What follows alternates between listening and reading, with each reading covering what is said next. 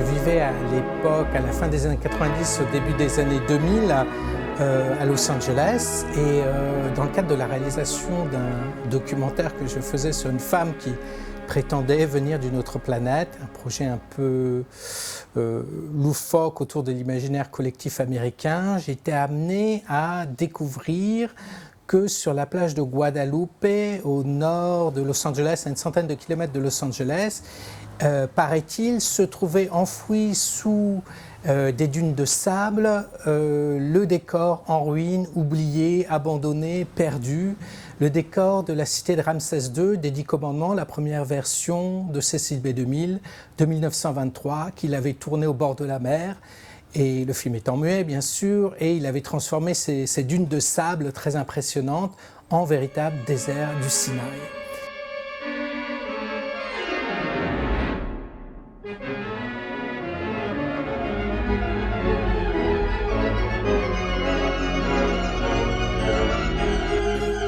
Je me suis rendu à Guadalupe, sur cette plage, et je m'attendais de manière un peu naïve, sûrement à découvrir des pans de murs, des chapiteaux, de lotus, de colonnes, voire une pointe d'obélisque.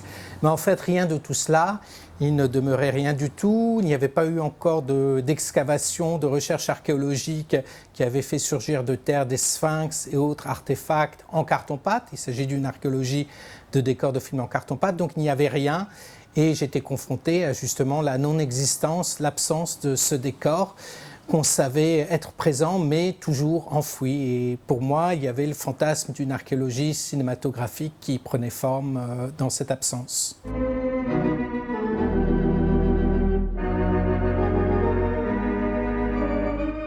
Alors d'autant plus apparemment que ces décors de grand péplum, hein, avant le 2000 des 10 commandements de 23, il y a l'intolérance de 19 ou 16, j'ai oublié, les grands fameux décors babyloniens de D.W. Griffith.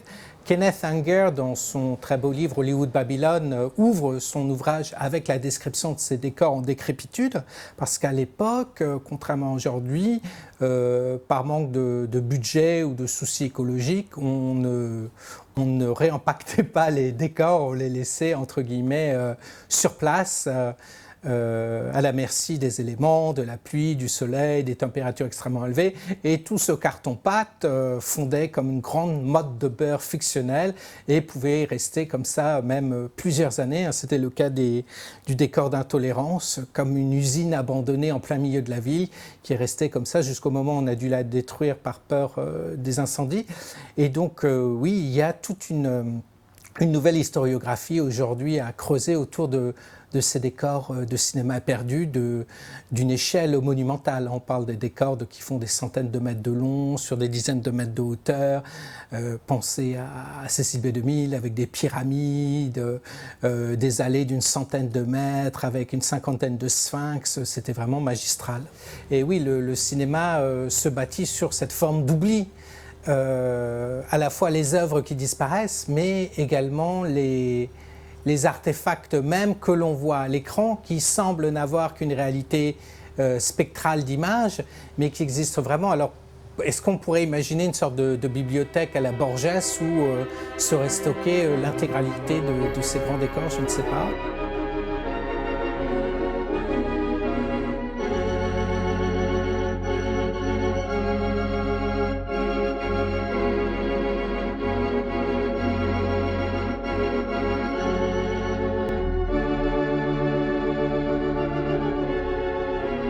Il n'en reste rien et bon, on peut effectivement imaginer cette archéologie fantasmatique en fait, hein, de quelque chose qui n'existe plus, de la même façon que... il y a toute cette dimension aussi du lost art, hein, de l'art perdu, hein, qui touche aussi bien l'histoire de l'art, hein, et c'est vrai qu'il y aurait toute une nouvelle historiographie à faire de toute cette disparition.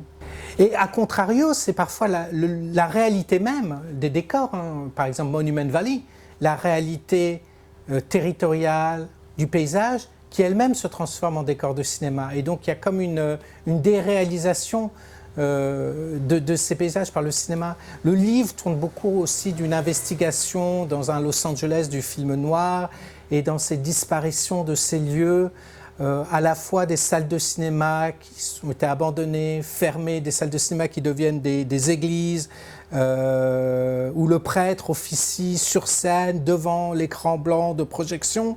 Donc il y a un renversement d'une certaine mythologie religieuse et cinématographique.